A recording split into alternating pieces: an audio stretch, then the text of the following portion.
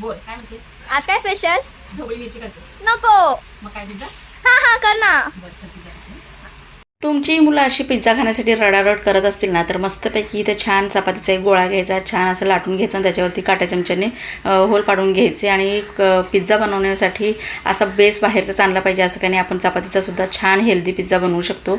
आणि मस्तपैकी त्याच्यावरती शेजवान चटणी लावायची, तूप लावा, बटर लावा आणि आपल्या मुलांना ज्या भाज्या आवडतात त्याच टाका बरं का. नाही तर म्हणतील मम्मी मला हा पिझ्झा नको, बाहेरचाच पिझ्झा पाहिजे बरं का. आणि त्याचे कॉर्न घेतले की नाही ते मी थोडे वाफवून घेतलेत बरं का, म्हणजे ते नरम पडतील. आणि मस्तपैकी इथं लोखंडी तव्यावर मंद आचेवर एक चपातीची जी एक साईड आहे ना ती भाजायची आणि जी दुसरी साईड आहे ती खाली ठेवायची, म्हणजे खरपूस होऊन जातं.